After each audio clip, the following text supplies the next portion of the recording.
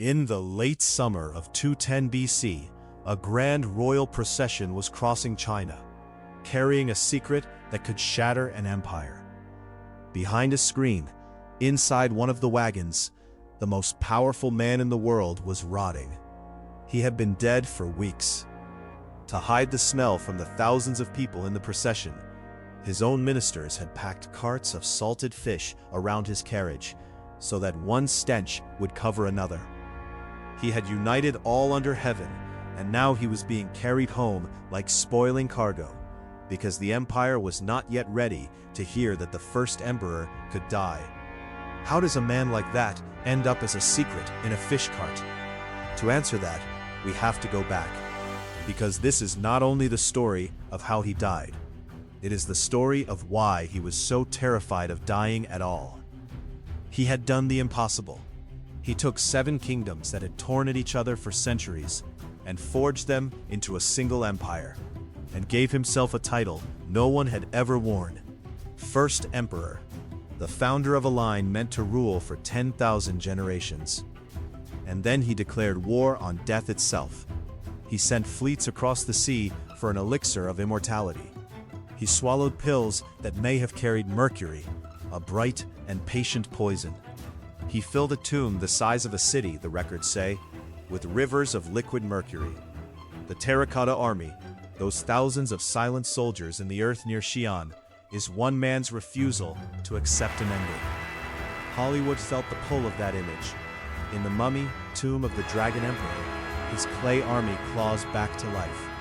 In Hero, a nameless assassin gets close enough to kill him and chooses not to. The real story is stranger than any film, because the cure he chased may have been the very thing that killed him, and the empire he built to last 10,000 generations outlived him by only 4 years. This is the true story behind the first emperor of China, a man who conquered everything a sword could reach, and then lost a war with the one enemy no emperor can command. Before he was the first emperor, he was a boy who was never supposed to survive. He was born around 259 BC in the city of Handan, the capital of the kingdom of Zhao. That single fact should have been a death sentence. Zhao was an enemy state, and his father was a minor prince of the rival kingdom of Qin, living in Handan as a hostage. A human guarantee that 2 warring powers would keep an uneasy peace. When that peace cracked, and Qin armies marched on Zhao, the hostage family trapped inside the enemy capital became targets.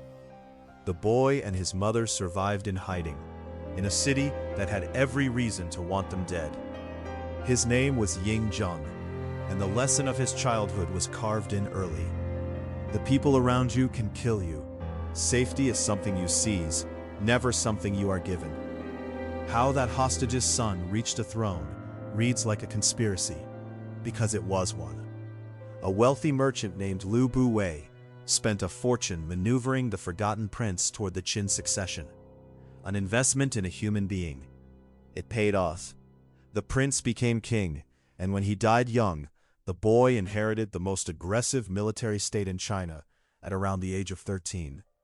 For years, others held the real power, with Lu Bu ruling as regent over a court of favorites and scandals. When Ying Zheng finally seized control in his early 20s, he did it without mercy. A revolt was crushed, and Lu Bu, the man who had bought him a kingdom, was stripped of everything and driven to his death. The boy who had been a bargaining chip had learned his lesson. Power was the only protection, and the people closest to the throne were the most dangerous of all. Then he turned that cold mind outward onto a broken world. China in the 3rd century BC was not one country. It was a battlefield of states that had fought for so long that we simply call the era the Warring States period. 7 kingdoms remained, bleeding one another in endless campaigns, and many assumed it would never end. But Qin was built to win that kind of war. It had been rebuilt around a ruthless idea: reward men for what they grow and what they kill, not for the blood they were born into. It was a machine for making war, and Ying Zheng aimed it at everyone. One by one, the kingdoms began to fall. First Han, Then Zhao, the land of his own birth, the city that had once wanted him dead. And it was then, with Qin's shadows spreading across the map, that death came for him in person. In 227 BC, an envoy arrived from the kingdom of Yan, bearing gifts to beg for peace. The severed head of a Qin trader, a map of rich Yan land, offered in surrender. The envoy's name was Jing Ku, and he was no diplomat. He was an assassin. As he slowly unrolled the map before the king, the silk reached its end and revealed what had been rolled inside it. What happened next was chaos in the throne room. Jing Ku seized the king's sleeve and struck. The king tore free. His own ceremonial sword hung too long at his side to draw in panic. So he ran, circling a great pillar while the assassin chased him, his courtiers frozen, forbidden by law to carry weapons into the royal presence. For a few heartbeats, the most powerful man in China was an unarmed target, running for his life. Then he wrenched his blade loose at last and cut Jing Ku down. The poisoned dagger had come within inches of ending everything. He survived. But hold on to that moment, because it may be the hidden root of this entire story. He had felt death reach for his throat and miss by a breath. A different man might have walked away grateful. This one seems to have decided that he would never let it get that close again.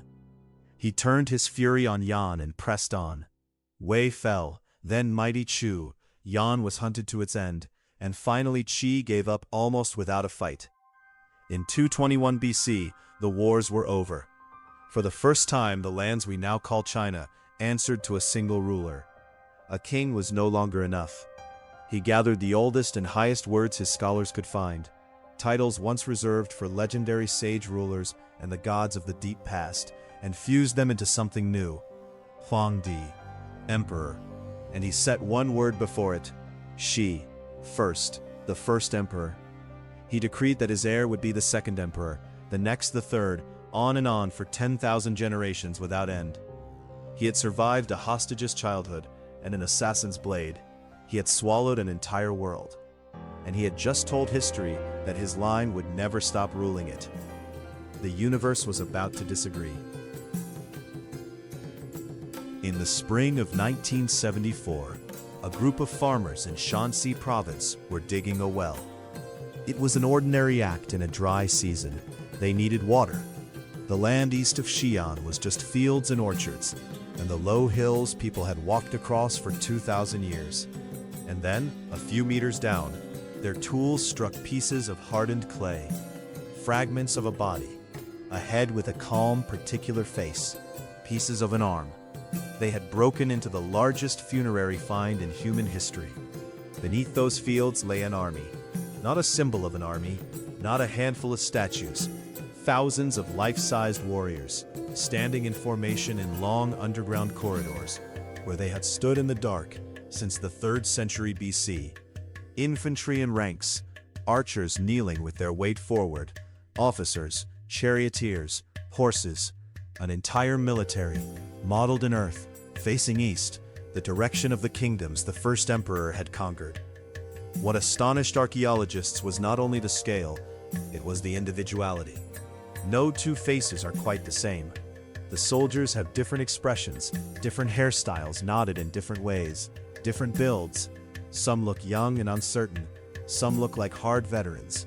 They were once painted in bright colors, lacquered reds and greens and blues, though much of that pigment flaked away within moments of meeting the air after 20 centuries underground.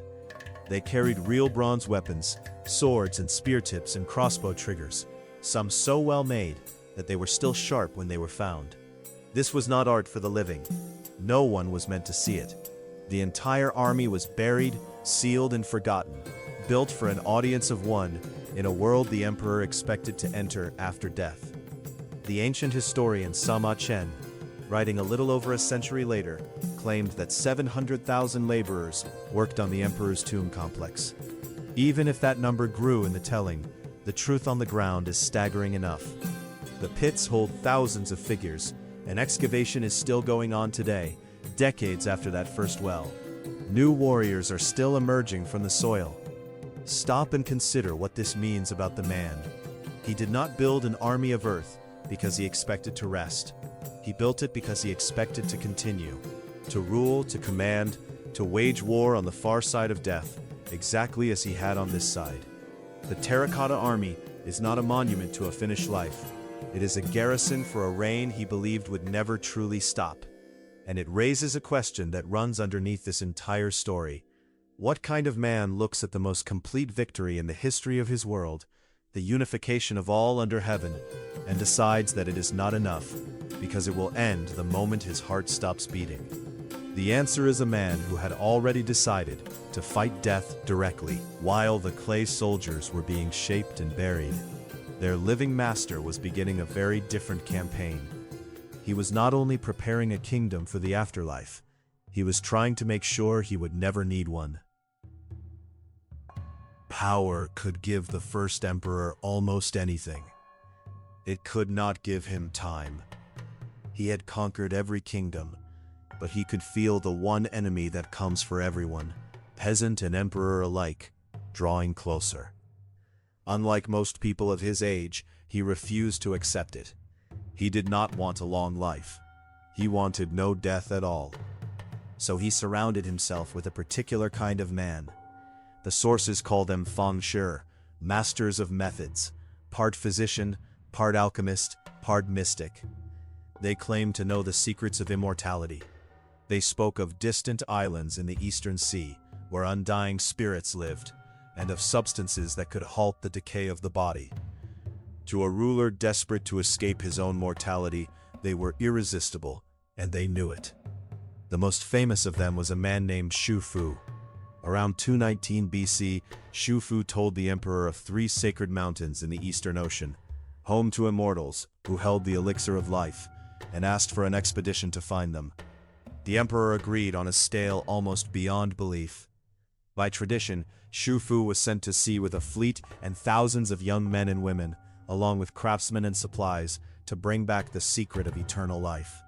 They did not bring it back. Years later, Xu Fu returned with a legendary excuse.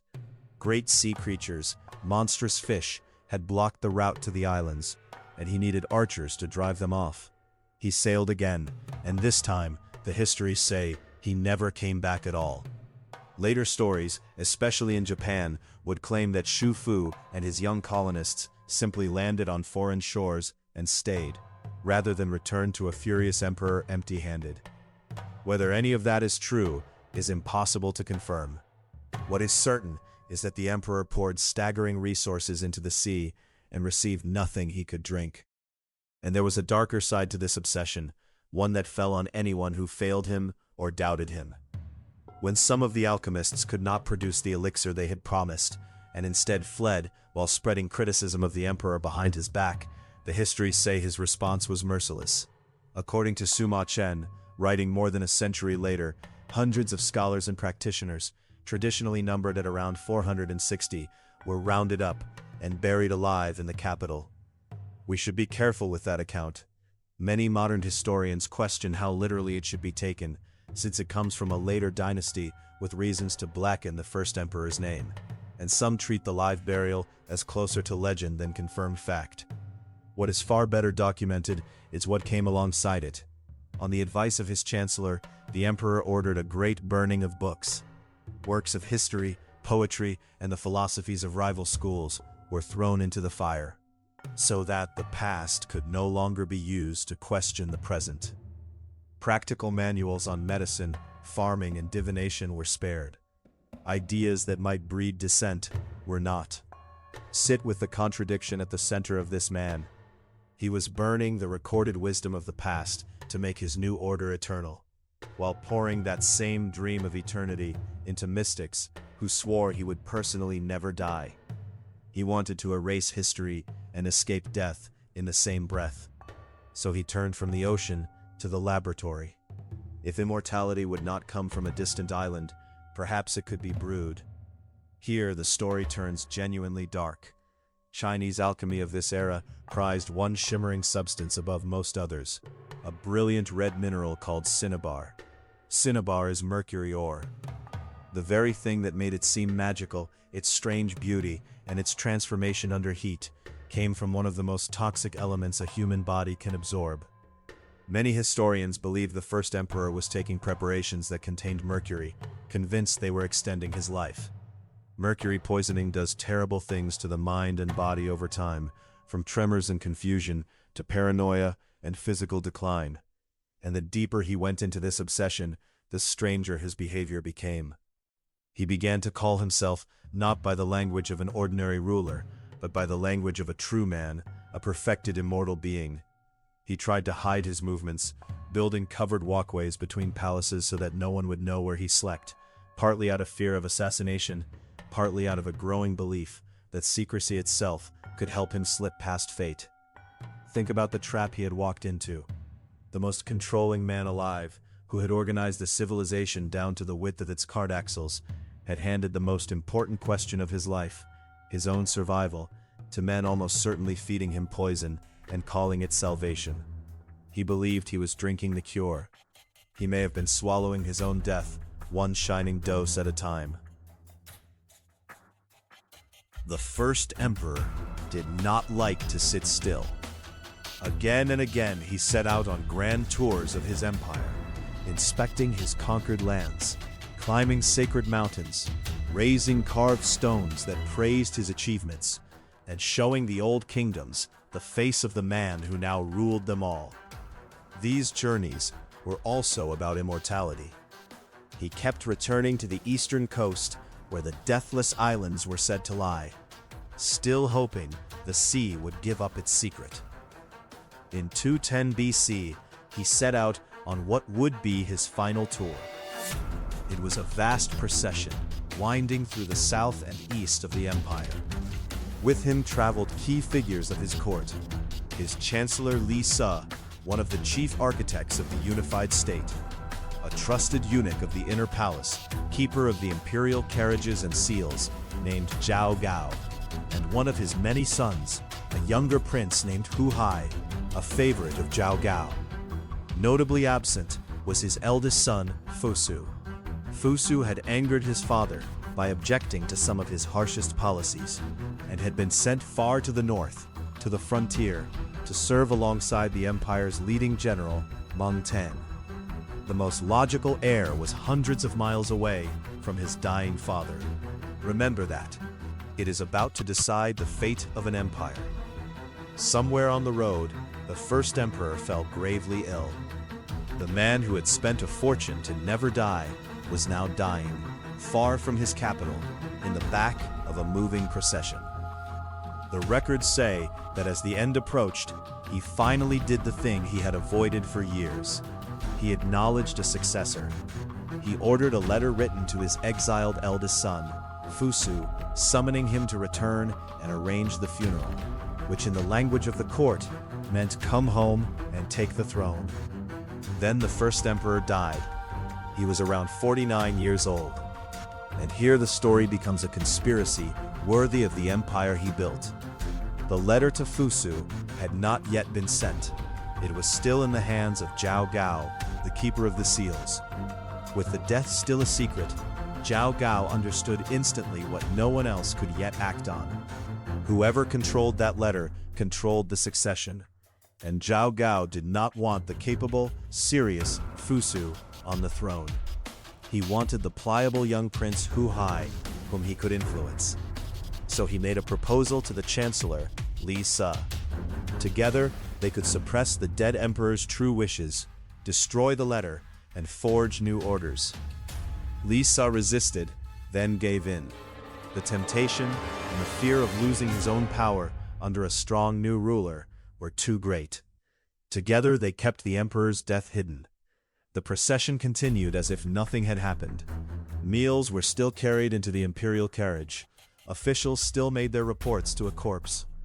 But a body cannot be hidden for long in summer heat, as the smell of decay grew impossible to disguise. The conspirators reached for a grotesque solution. They ordered carts of salted fish loaded into the procession, so that the stench of rotting fish would cover the smell of the rotting emperor. The man who had united all under heaven, who had sought to become a deathless true man, was carried back toward his capital, hidden inside a cloud of fish rot. so that no one would know their god king was already dead. When they were finally safe, the plot snapped shut. A forged letter was sent in the emperor's name to Fusu and General Meng Tan, accusing them of failures and commanding them to take their own lives. Fusu received it at the northern frontier. Meng Tan, the general beside him, smelled the trap at once and begged him to wait, to question an order that made no sense, to demand confirmation before throwing his life away. He had every reason to doubt it, but Fusu could not bring himself to doubt his own father. The letter carried the imperial seal, and a dutiful son obeyed. He wept, the histories say, and then he ended his own life on the strength of a command his father never gave. The rightful heir to the empire was killed by nothing more than his own loyalty. The young prince Hu Hai was installed as the second emperor. The first emperor had spent his life trying to control what came after him. In the end, he could not even control the hours after his own death. There is a hill east of Xi'an that does not look like much. It is green, rounded, covered in trees and soil. The kind of rise you could walk past without a second thought. But it is not a natural hill.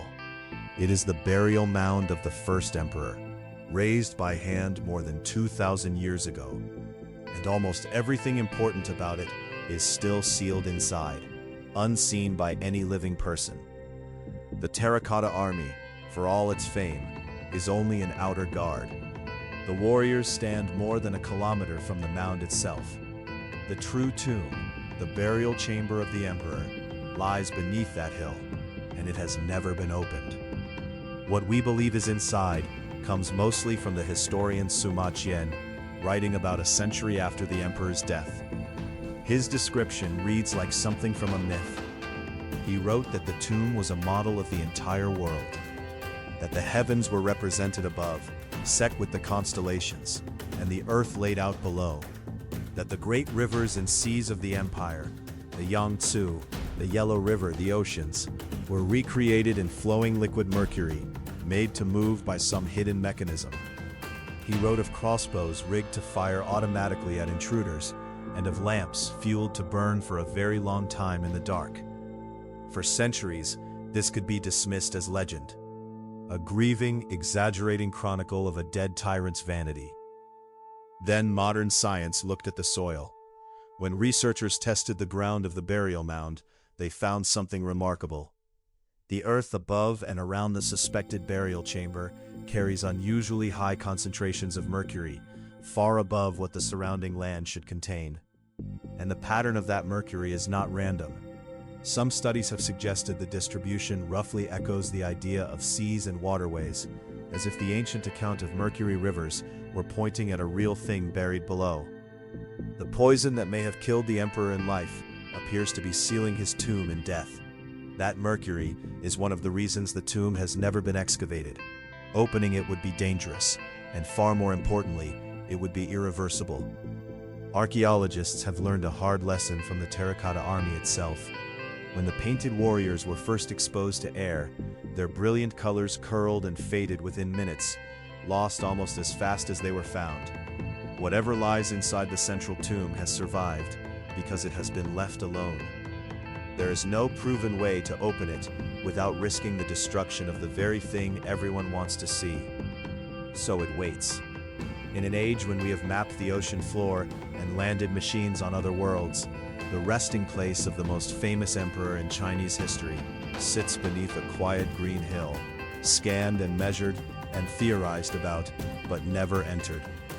We have met his army. We have read his historian. We have traced the mercury in his soil. We have never seen his face. The man who tried to defeat death built the one fortress that even death cannot evict him from. Not because it is too strong to break, because we are still afraid of what breaking it would destroy. He wanted to be untouchable forever. In a strange and accidental way, inside that hill, he has gotten his wish. The first emperor had decreed a dynasty of 10,000 generations. He got 2. The second emperor, The young Prince Huai, who had been placed on the throne by the conspiracy on the road, was not the man his father had been, and he was never truly in control. The real power belonged to the eunuch Zhao Gao, the keeper of the seals who had engineered the whole plot. And Zhao Gao now set about removing anyone who might threaten his grip. What followed was a purge of the imperial family and the old guard of officials. Princesses and princesses, the brothers and sisters of the new emperor, were killed. Loyal ministers were accused and executed. Even Li Se, the brilliant chancellor who had helped unify the empire and then helped forge the deadly letter, was eventually destroyed by the very partner he had conspired with, put to death as the machine he had served turned on him. There is a famous story about Zhao Gao from these years that has become a proverb in Chinese. He is said to have presented a deer to the court and called it a horse, watching to see who would dare contradict him. Those who said it was a deer, who told the simple truth, were marked as enemies. Those who agreed that the deer was a horse proved their loyalty by abandoning reality itself. Whether the scene happened exactly as told or not, it captures what the empire had become, a place where power had cut itself loose from truth. And while the court devoured itself, the empire cracked. The first emperor had built his state on harsh law, heavy taxation, and enormous demands of forced labor. Hundreds of thousands had been driven to build walls, roads, palaces, and his tomb. People endured it under a ruler strong enough to terrify them. Under a weak and murderous court, the fear curdled into rage. In 209 BC, only a year after the first emperor's death, a group of conscripts was being marched to a frontier post. Heavy rains delayed them, and under the brutal Qin law, arriving late could mean execution. Facing death either way, their leaders made a calculation that would echo through Chinese history. If the punishment for rebellion and the punishment for lateness were both death, why not rebel? They rose up, and across the old conquered kingdoms, that spark caught fire. Long suppressed peoples and ambitious leaders saw that the invincible Qin could bleed. The rebellions multiplied and grew into full-scale war. Powerful figures emerged from the chaos, among them a fierce aristocratic warrior and a former minor official of peasant background who would eventually found the next great dynasty. The Qin armies, no longer led by a unifying genius and undermined by the rotted court, could not hold everything at once. The end came quickly. Zhao Gao, having driven the second emperor to his death, tried to place a final puppet on the throne, a prince named Zhu Ying. But Zhu Ying understood the game and had Zhao Gao killed first. It was far too late to matter. In 207 and 206 BC, the rebels closed in on the heartland of Qin. Zhu Ying, ruler of a collapsing empire that barely extended beyond its core, surrendered. The Qin capital was taken, its palaces eventually put to the torch. The dynasty that was meant to last 10,000 generations had lasted about 15 years from the unification, and only 4 years from the death of the man who built it. The first emperor had spent his final years terrified that his life would end. He never seems to have imagined that his entire world could end so soon after him. So, the first emperor lost his war. He lost it against death, which took him on a road far from home, perhaps with the help of the very medicine he trusted. He lost it against time, which erased his 10,000 generations in a single human lifetime. He lost it against the people closest to him, who hid his body behind a wall of salted fish and rewrote his final wishes before his corpse was even cold. Everything he built to defeat oblivion failed at the one task he cared about most. He did not become immortal. His dynasty did not endure. His chosen heir died by forged command. The most controlling man in the ancient world could not control the single night after his death. And yet, walk that ground today and you find a strange verdict. The Terracotta army is one of the most visited wonders on Earth, gazed at by millions who will never forget those thousands of individual faces. The defensive walls his empire pushed forward became the seed of an idea that would grow into the Great Wall, The systems he forced onto a fractured land. One script, one set of measures, one machinery of administration, outlasted his dynasty by thousands of years, and helped hold the idea of a unified China together, long after the Qin were ash. Even the name carried west along the trade roads. The name Qin may be the root of the world still uses, China. The man failed to live forever, but almost no one in human history is more remembered. That is the final bitter irony beneath the films and the legends. The first emperor was so afraid of being forgotten by death that he poisoned himself chasing a cure, buried an army to guard a reign he thought would never end, and sealed himself inside a mountain of mercury. He wanted immortality of the body, the one kind no one can have. The immortality he actually achieved is the kind he never asked for and could not control. He lives now in our memory, in our museums, in the questions we still cannot answer about the sealed chamber under that quiet green hill. And here is the part that reaches across 2,000 years to you. You will die. So will everyone you love. Some quiet part of you already refuses to believe it, the same way he did. That refusal may be the most human thing about him. He simply had the power to act on it without limit, to spend an empire trying to buy his way out of the one debt no one escapes. He failed, the way all of us fail. The only difference was the scale of the attempt. We have met his soldiers. We have traced his poison. We have told his story for more than 2,000 years. We still have not opened his door.